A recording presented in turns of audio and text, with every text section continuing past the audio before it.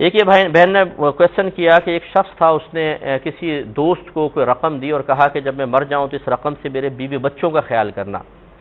اب وہ شخص اس کا پیسہ اور یہ رقم جو ہے آپس میں مکس ہو گئی، وہ خرچ کرتا رہا اپنے دوست کی بیوی بچوں پر، حتیٰ کہ ایک وقت ایسا آیا کہ اب رقم تو یاد نہیں تھی، لیکن اس نے کہا کہ میرا غالب گمان یہ ہے کہ میں اپنی بلکہ دوست کی دی ہوئی رقم سے زیادہ خرچ کر چکا ہوں، تو لہٰذا اب میں بس بری ذمہ ہوں۔ یہ صحیح ہے یا غلط؟ دیکھیں، پہلی بات یاد رکھیں کہ اگر کوئی شخص کسی کو کوئی وصیت کرتا ہے، ذمہ داری دیتا ہے، لیکن اپنے مرنے کے بعد، تو اس کو کہتے ہیں وصی، یعنی جس شخص پہ ذمہ داری ڈال رہے ہیں اس کو وصی کہتے ہیں،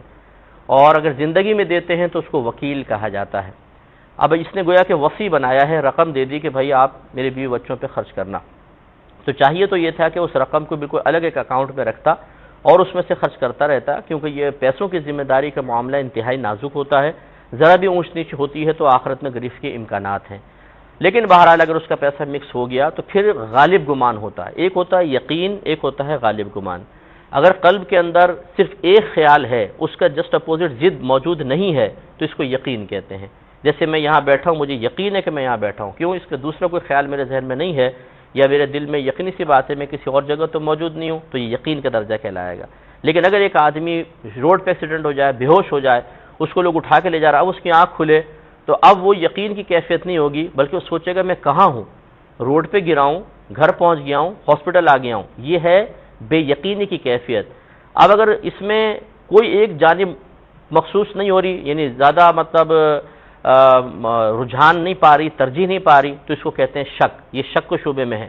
اور اگر ایک جانب کا زیادہ گمان ہے کہ مثلا اس نے آوازیں سنی، ایسا لگتا ہے ڈاکٹرز ہیں، ہاسپٹل ہے، نرسوں کی آوازیں آ رہی ہیں، تو یہ جو ایک طرف زیادہ اس کا دھیان چلا گیا، زیادہ دل چلا گیا، اس کو کہتے ہیں غالب گمان۔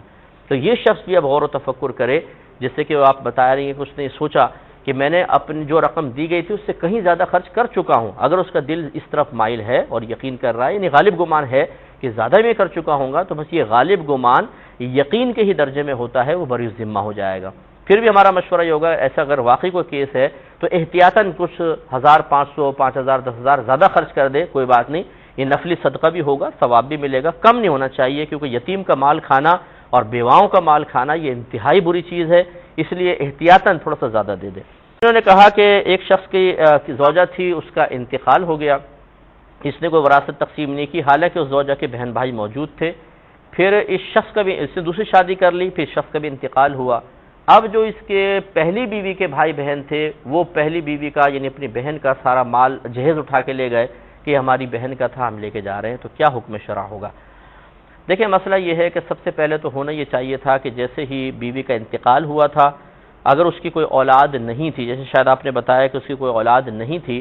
تو پھر شوہر کو کل مال کا نصف ملتا ہے، نصف شوہر کو دے دیتے اور نصف میں سے بہن بھائیوں کو ملنا تھا، یہ لازم تھا۔ لیکن اگر اس نے تقسیم نہیں کیا، اب اس کا انتقال ہو گیا ہے، تو اب یہ بہن بھائی جو ہیں وہ یہ کہہ کر پورا جہیز نہیں لے جا سکتے کہ یہ ہمارا ہے، بلکہ غالب گمان کریں کہ جہیز کتنا تھا اور بہن کی ملکیت میں مال کتنا تھا، اس مال کا یہ مطلب نصف نکال لیں، نصف اپنے پاس رکھیں اور نصف جو ہے وہ شوہر کی، گویا کہ یہ زوجہ جو ہے یا اس کے جو آگے بچہ ہے اس کو دینا پڑے گا۔ کل کا کل مال لے گئے تو شدید گناہگار ہوں گے۔ ایک انہوں نے کہا کہ ایک خاتون ہے، وہ دوران عدت ہیں، شوہر فوت ہو گیا ہے، تو کیا وہ یعنی عدت میں ہے تو دوران عدت وہ کسی رشتہ دار کی میت میں جا سکتی ہیں؟ دیکھیں، مسئلہ یہ ہے کہ میت وغیرہ میں جانا یہ کوئی ایسا شرعی عذر نہیں ہے جس کی بنا پر اور عورت اپنی عدت کے مقام سے باہر نکلے، کیونکہ اس کو گھر میں رہنے کا حکم ہے، یہ واجب ہے، اور میت وغیرہ فوت وغیرہ ہو جائے اس کی تعزیت کے لیے جانا زیادہ سے زیادہ مستحب ہے، زیادہ سے زیادہ سنت ہے، اور واجب کا درجہ سنت سے زیادہ ہوتا ہے۔ یہ نہیں کر سکتے کہ سنت کی ادائیگی کے لیے ترک واجب کا ارتکاب کریں اور گناہگار ہوں، اس لیے ان بہن کو چاہیے کہ اپنے گھر میں رہیں، اور گھر سے ہی فون وغیرہ پہ وہ بالکل بات کر سکتی ہیں، وہ فون پہ تعزیت کر لیں، لیکن اگر گھر سے باہر نکلیں گی تو گناہگار ہوں گی، ہر قدم پہ گناہگار ہوں گی، جتنے عرصے باہر رہیں گی، جتنی دیر تک یعنی وہ گناہگار رہیں گی۔ لیکن یہ یاد رکھیں کہ بعض بہنیں سمجھتی ہیں کہ اگر دوران عدت ہم نے گھر سے باہر قدم نکال لیا تو عدت ختم ہو جائے گی، عدت کبھی ختم نہیں ہوتی ہے۔ یہ ضرور ہے کہ دوران عدت نکلنا گناہ ہے، لیکن جب واپس آئیں گی عدت سٹارٹ ہے، یعنی عدت چلتی رہے گی، اس لیے گناہگار ہوں گی، توبہ کرنی چاہیے۔ ایک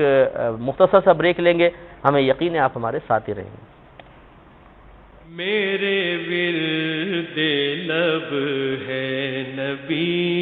نبی، میرا دل مقام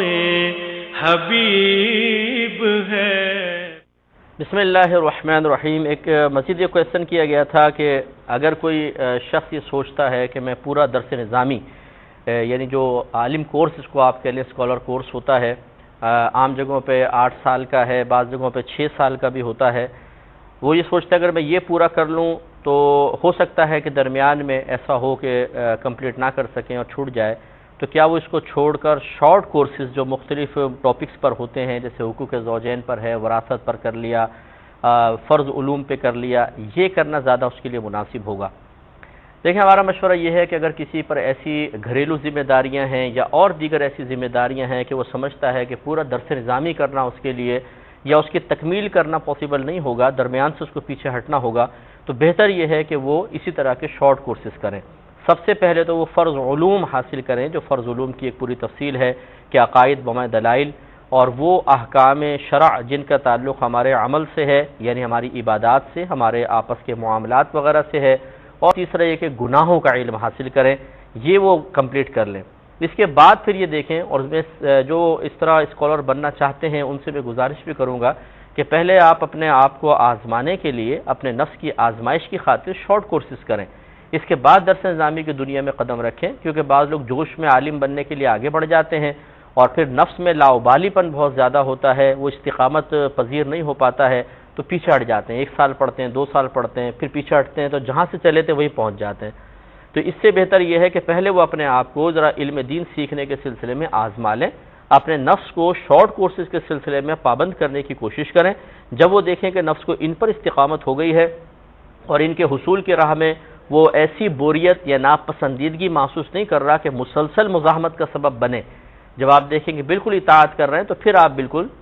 اسکالر کورس کی طرف آئیں اور ہمت کر کے پھر اس کو بھی کریں۔ لیکن بہرحال فرق بہت ہے، پورا اسکالر کورس کرنا ایک بہت بڑی سعادت کی بات ہے اور نبی کریم صلی اللہ علیہ وسلم کے ورثاء میں اس کا شمار ہوگا، اور شارٹ کورسز بہرحال اپنی ضرورت کے تحت ہوتے ہیں، اس میں آدمی اپنی ضرورت پوری کر سکتا ہے، تھوڑی بہت دوسروں کی ضرورت بھی پوری کر سکتا ہے، لیکن اس کی وہ ویلیو نہیں ہوتی ہے جو ایک مکمل درس نظامی کرنے والے یا اسکالر کورس کرنے والے کی اہمیت اور ویلیو ہوتی ہے۔ ایک بہن نے کویسچن فرمایا، اچھا یہ بہن نے یہ بھی کہا تھا کہ اگر ہم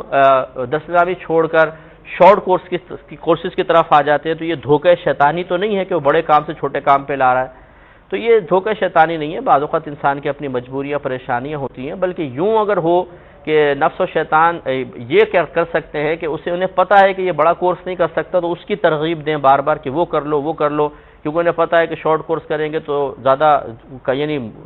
وہ معلومات حاصل ہو جائیں گی کم وقت میں جو بہت ضروری ہیں۔ درس نظامی میں ذرا ایک طویل عرصے میں تکمیل ہوتی ہے، اور انہیں پتہ بھی ہوگا، یعنی وہ شیطان سمجھتا ہے ہماری طبیعتوں کو اتنا لمبا یہ کام کر ہی نہیں سکتا ہے، تو اس میں الجھا کر اس سے بھی محروم کرے گا، اس سے بھی محروم کرے گا، یہ پھر حکمت کے ساتھ ہمیں دیکھنا ہوگا۔ انہوں نے فرمایا کہ یہ جو ہم صدقہ کریں گے یہ رقم یہ صدقہ واجبہ میں شمار ہوگی یا نافلہ میں شمار ہوگی اور رشتہ داروں کو دے سکتے ہیں کہ نہیں؟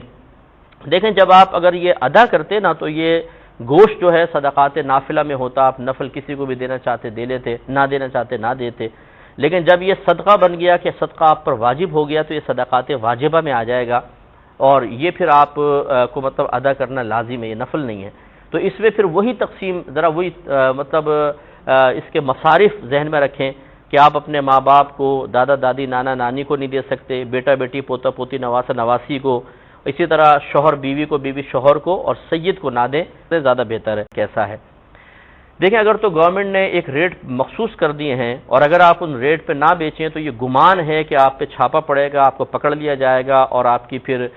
بے عزتی کا معاملہ ہوگا، تب تو واجب ہے کہ گورنمنٹ کا وہ قانون کہ جو چاہے اس کے ثبوت شریعت سے نہ ہو، لیکن اگر وہ لوگوں کی فلاح بہبود کے لیے بنایا گیا ہے اور شریعت کے کسی قانون سے ٹکراتا نہ ہو تو اس پر عمل کرنا، اس کی رعایت کرنا واجب ہوتا ہے۔ تو ایسی صورت میں تو زیادہ قیمت لینے والے اور دینے والے گناہگار ہوں گے، لیکن اگر ایسا نہیں ہے، ایک گورنمنٹ نے ایک مشورتاً جس سے ہوتا ہے، یا اگر مقرر بھی کیا ہے تو اس میں کوئی سختی نہیں ہے، کوئی گرفت نہیں ہوتی، کوئی جرمانہ نہیں ہوتا اگر پتہ چل جائے تو پھر اس میں کم زیادہ بالکل کر سکتے ہیں کہ اپنی جو چیز ہوتی ہے انسان اسے چاہے کم میں بیچے زیادہ بیچے،